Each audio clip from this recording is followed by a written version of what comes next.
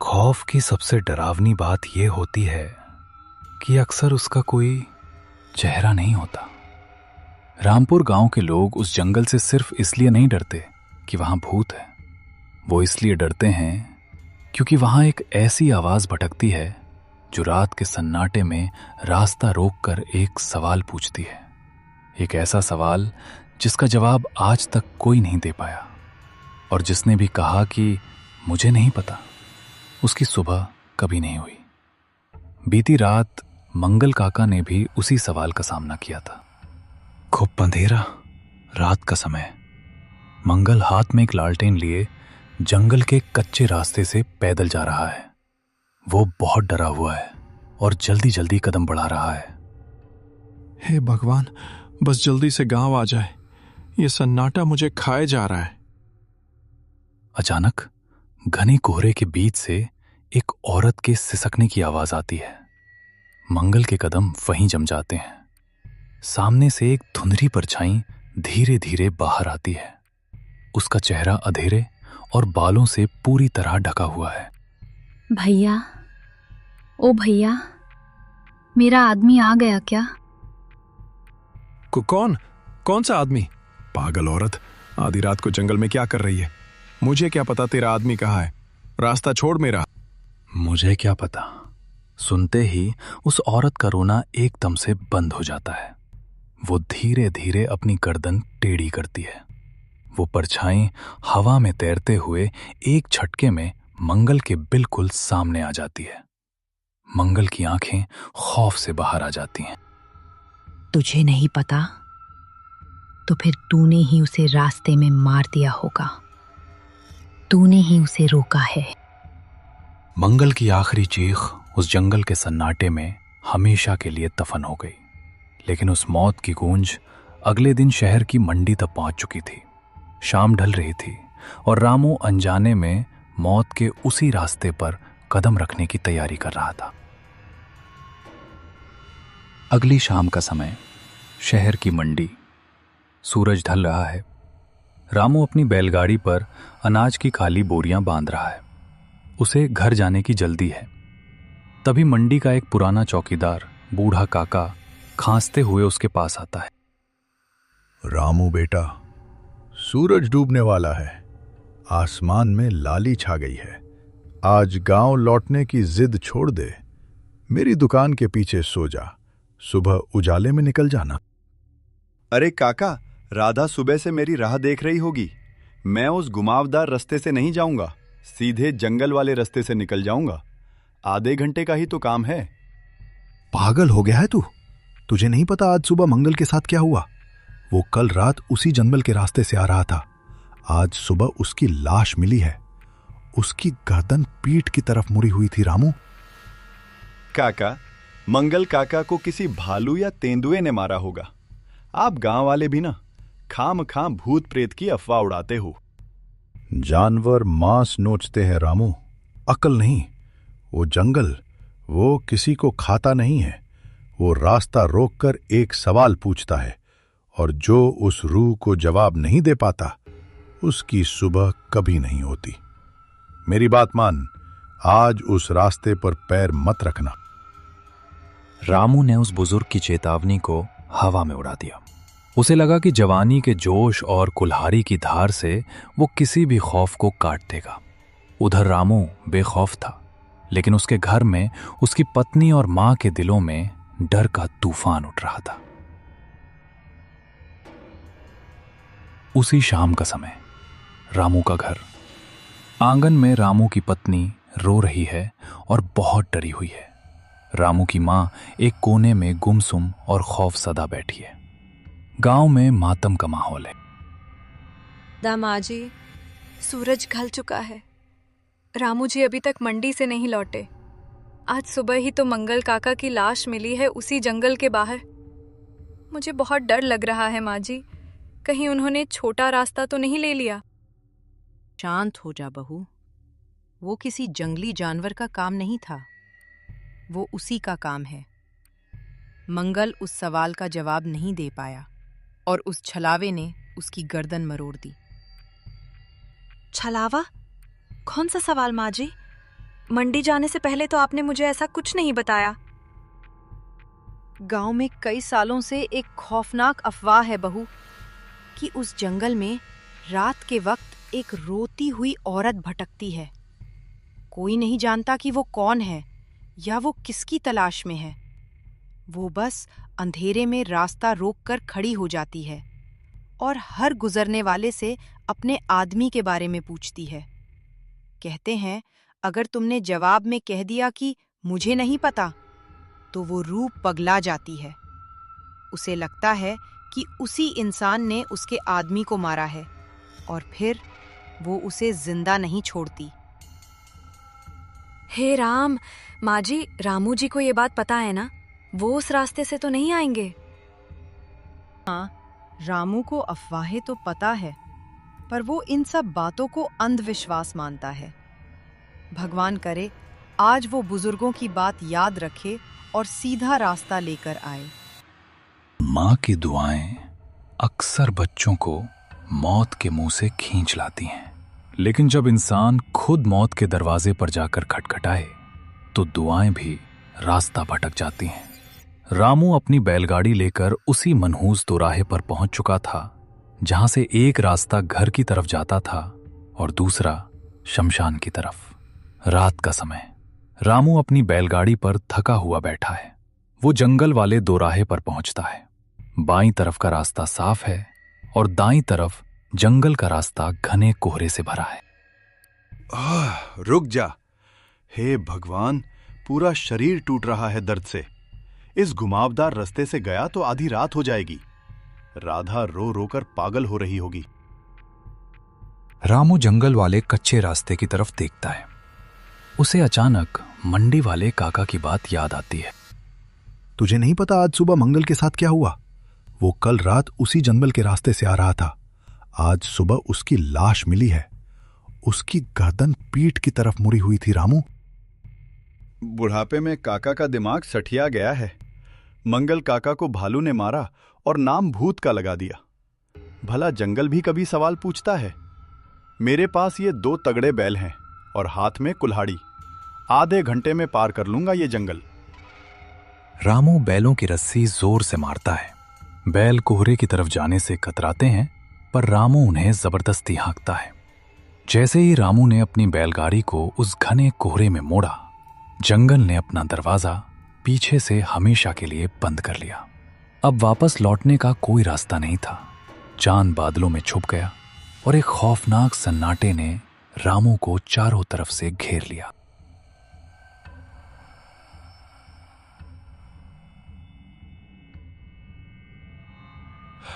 यहाँ इतनी ठंड क्यों है? और ये सन्नाटा, ऐसा लग रहा है जैसे हवा भी सांस नहीं ले रही। अचानक दोनों बैल एक झटके से रुक जाते हैं। उनके कान खड़े हो जाते हैं। वो आगे जाने के बजाय बुरी तरह डर कर पीछे हटने लगते हैं। बैलगाड़ी पीछे खिसकती है। क्या हुआ? कौन है सामने? जो भी है सामने आ। मेरे हाथ में कुल्हाड़ी है। कोहरे के बीच से वही धुंधली और भयानक औरत की परछाई बाहर आती है। रामू के हाथ से कुल्हाड़ी छूटकर जमीन पर गिर जाती है।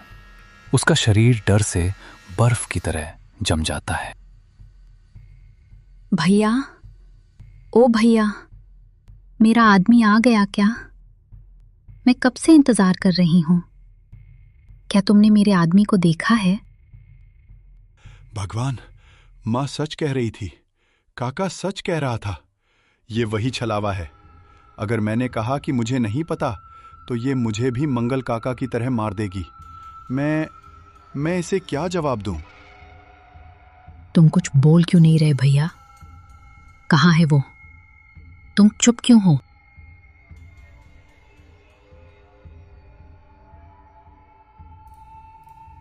वो भयानक परछाई धीरे धीरे अपना चेहरा ऊपर उठाती है। अंधेरे में उसकी 2 चमकती हुई लाल आंखें रामू को घूर रही हैं। रामू अपना मुंह खोलने की कोशिश करता है, पर उसे समझ नहीं आ रहा कि वो अपनी जान बचाने के लिए क्या झूठ बोले। रामू मौत के जबड़े में फंस चुका था। जिस चेतावनी को उसने अनसुना किया, आज उसी ने उसका रास्ता रोक लिया था। क्या रामू इस अनजान रूह को कोई ऐसा जवाब दे पाएगा जिससे उसकी जान बच सके, या आज रात जंगल एक और शिकार निकल लेगा?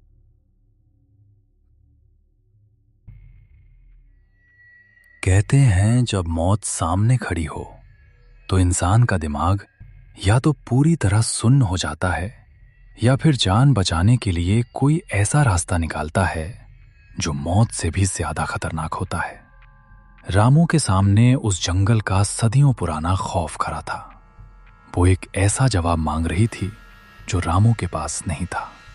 अगर वो चुप रहता तो उसकी गर्दन भी मंगल काका की तरह मरोड़ दी जाती, और अगर वो सच बोलता कि मुझे नहीं पता, तो भी वो जिंदा नहीं बचता। उस रात रामू ने अपनी जान बचाने के लिए एक ऐसा दांव खेला जिसने उस अनजानी रूह के कहर को पूरे गांव की तरफ मोड़ दिया। तुम चुप क्यों हो? क्या तुम्हारी जबान कट गई है या तुम्हारे हाथों पर मेरे आदमी का खून है? बोलते क्यों नहीं? कहाँ है वो? रामू के गले की आवाज सूख चुकी थी। कोहरे में खड़ी मौत अब धीरे धीरे उसकी तरफ बढ़ रही थी। जंगल की हवा इतनी ठंडी हो गई थी कि रामू की रगों में खून जमने लगा था। मौत को छू कर गुजरने का खौफ रामू के चेहरे पर साफ दिख रहा था। रामू, नहीं, मैंने नहीं मारा, मुझे छोड़ दो, मुझे पता है, हाँ मुझे पता है वो कहाँ है। रामू का ये दाव मौत के साथ खेला गया एक ऐसा जुआ था जिसमें हारने पर जान जाती और जीतने पर जान के साथ साथ रूह भी। रामू ने खौफ में अंधे होकर एक ऐसा झूठ बोला जो सचमुच तबाही लाने वाला था। वो गांव के बाहर जो पुराना शिव मंदिर है ना, खंडहर वाला, वो वही है। उनके पैरों में बहुत गहरी चोट लगी है, वो चल नहीं पा रहे हैं। उन्होंने ही मुझे भेजा है ताकि मैं गांव से किसी वैद्य को बुला लाऊं। आप वहीं चली जाइए। पुराने मंदिर के पास मेरा आदमी दर्द में है। अगर तूने मुझसे झूठ बोला है इंसान, तो मैं तुझे पाताल से भी ढूंढ निकालूंगी। वो औरत एक भयानक और दर्दनाक चीख मारती है। कोहरा एकदम से गोल घूमने लगता है और वो परछाई हवा में उड़ते हुए गांव के उस पुराने मंदिर की दिशा में गायब हो जाती है। रामू को लगा कि उसने मौत को चकमा दे दिया है। बिना एक पल गवाए उसने अपनी कुल्हाड़ी उठाई और अपने बैलों को पूरी ताकत से हाँका।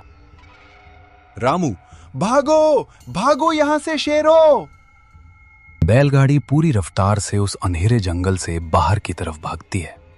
कैमरा आसमान की तरफ जाता है जहां काले बादलों के पीछे से आधा चांद निकल आता है। जंगल तो पीछे छूट गया था, लेकिन रामू अपने साथ जो खौफ लेकर आ रहा था वो बैलगाड़ी की रफ्तार से भी तेज था। उधर घर पर राधा और रामू की मां की आंखों से नींद कोसों दूर थी।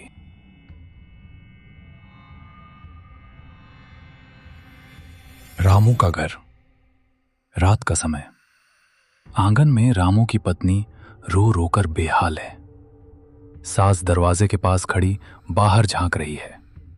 तभी बाहर बैलगाड़ी के रुकने की तेज आवाज आती है और बैलों के जोर जोर से हांफने की आवाज आती है। रामू जी, आप आ गए। हे भगवान, तेरा लाख लाख शुक्र है। इतनी रात हो गई, मेरी तो जान ही निकल गई थी। पर आपके कपड़े इतने पसीने से क्यों भीगे हैं? रामू का शरीर आंगन की चौखट पार करते ही जवाब दे गया। उस छलावे ने उसकी सारी ताकत निचोड़ ली थी। खौफ के मारे उसका चेहरा कागज की तरह सफेद पड़ चुका था। वो लड़खड़ाता हुआ आंगन में गिरा। रामू, बेटा क्या हुआ तुझे? तेरा शरीर बर्फ की तरह ठंडा क्यों पड़ा है? और तेरी आंखें, तू इतना डरा हुआ क्यों है? रामू, माँ, आपने सच कहा था माँ। मंगल काका को भालू ने नहीं मारा था। वो उसी रास्ते पर थी। बिल्कुल मेरे सामने, बैलगाड़ी के पास खड़ी थी। क्या आपको वो छलावा मिला था? हे भगवान, फिर आप जिंदा कैसे बचकर आ गए?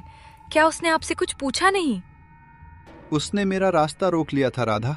वो अपने आदमी के बारे में पूछ रही थी। मुझे याद आ गया कि मंगल काका ने क्या गलती की थी। अगर मैं कहता कि मुझे नहीं पता तो वो मुझे वही चीर कर रख देती। मैंने जान बचाने के लिए उससे झूठ बोल दिया माँ। मैंने उसे गांव की तरफ भेज दिया। क्या कहा तूने उससे? तूने उसे कहाँ भेजा रामू? मैंने कहा कि उसका आदमी गांव के पीछे वाले पुराने शिव मंदिर के खंडहर में घायल पड़ा है। वो मेरी बात मान गई और मंदिर की तरफ चली गई और मैं बैल दौड़ाकर भाग आया। वो हमें यहां ढूंढ नहीं पाएगी माँ। अरे मूर्ख, ये तूने क्या कर दिया? तूने अपनी जान बचाने के लिए मौत को हमारे घर का रास्ता दिखा दिया। क्या कह रही हैं माँ? वो तो मंदिर की तरफ गई है ना। अब तक तो मैं घर आ गया। दरवाजे बंद कर लेंगे हम। छलावे कभी रास्ता नहीं भूलते रामू। वो मंदिर गांव के बिल्कुल पीछे है। जब वो रूह वहां जाएगी और उसे वहां अपना आदमी नहीं मिलेगा तो उसे पता चल जाएगा कि तूने उससे झूठ बोला है। और रूहें जब धोखा खाती हैं तो उनका गुस्सा 10 गुना ज्यादा खौफनाक हो जाता है। वो तुझे ढूंढते हुए इसी घर में आएगी रामू। वो किसी भी पल यहां आती ही होगी। काफी नहीं होता, खासकर तब जब मौत आपका पता जान चुकी हो। रामू ने सोचा था कि उसने मौत को बेवकूफ बना दिया, लेकिन उसे नहीं पता था कि उसने मौत को सीधा अपने आंगन में न्योता दे दिया है और अब वो न्योता कबूल हो चुका था। बाहर तेज हवा चल रही है। एकदम से बाहर बंधे हुए दोनों बैल बहुत जोर जोर से रंभाने लगते हैं। वो अपनी रस्सियां तोड़ने की कोशिश कर रहे हैं। माँ जी, बैल इतने क्यों घबरा रहे हैं बाहर? बैल उस खौफ को महसूस कर पा रहे थे जो अब उनके आंगन में दाखिल हो चुका था। रामू अपनी कुल्हाड़ी कसकर पकड़ता है और दबे पांव खिड़की के पास जाता है। वो बाहर झांकने ही वाला होता है कि तभी बाहर का सारा शोर एकदम से एक भयानक सन्नाटे में बदल जाता है। रामू, बैल शांत हो गए। शायद कोई जानवर था जो चला गया। लेकिन रामू की यह तसल्ली सिर्फ एक पल की थी। खिड़की के बिल्कुल बाहर दीवार के दूसरी तरफ से छम छम करती पायल बजने की आवाज आती है। झूठ के पांव नहीं होते, लेकिन मौत के पांव बहुत तेज होते हैं। रामू ने सोचा था कि घर की 4 दीवारें उसे उस सदियों पुराने खौफ से बचा लेंगी, लेकिन जो साया हवा में तैरता हो उसे लकड़ी के दरवाजे कब तक रोक सकते थे। लालटेन की नीली रोशनी में रामू, उसकी पत्नी राधा और उसकी बूढ़ी मां की सांसें अटक चुकी थीं। बाहर खड़ी वो रूह अब अंदर आने वाली थी। तूने मुझसे झूठ बोला था रामू, दरवाजा खोल। एक जोरदार धमाके के साथ दरवाजा टूटकर जमीन पर गिरता है। बाहर की तेज हवा कमरे में घुसती है और लालटेन पूरी तरह बुझ जाती है। अब कमरे में सिर्फ उस कोहरे की अजीब सी चमक है और उस कोहरे के बीच खड़ी हैं 2 सुलगती हुई लाल आंखें। रामू, राधा, मां, पीछे हटो, मैं इसे जिंदा नहीं छोड़ूंगा। रामू अपनी कुल्हाड़ी कसकर पकड़ता है और चीखते हुए उस भयानक परछाई की तरफ दौड़ पड़ता है। वो पूरी ताकत से कुल्हाड़ी उस परछाई पर मारता है, लेकिन इंसानों के हथियार रूहों को नहीं काटते रामू। तूने मेरे इंतजार का मजाक उड़ाया है। अब तू मंगल की तरह हमेशा के लिए सोएगा। वो खौफनाक परछाई हवा में झपटती है और रामू की गर्दन अपने सड़े हुए ठंडे हाथों से जकड़ लेती है। रामू हवा में उड़ जाता है। उसकी आंखें बाहर आने लगती हैं और वो तड़पने लगता है। छोड़ दो उन्हें, भगवान के लिए उन्हें छोड़ दो, मेरी मां गुजर जाएगी।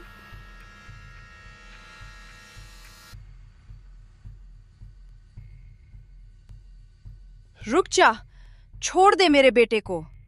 तुझे जवाब चाहिए ना, मैं दूंगी तुझे तेरा जवाब। सास की कड़कती हुई आवाज सुनकर वो परछाई एकदम से रुक जाती है। रामू को वो जमीन पर फेंक देती है। रामू खांसते हुए अपनी गर्दन पकड़ता है। परछाई अपना डरावना चेहरा सास की तरफ मोड़ती है।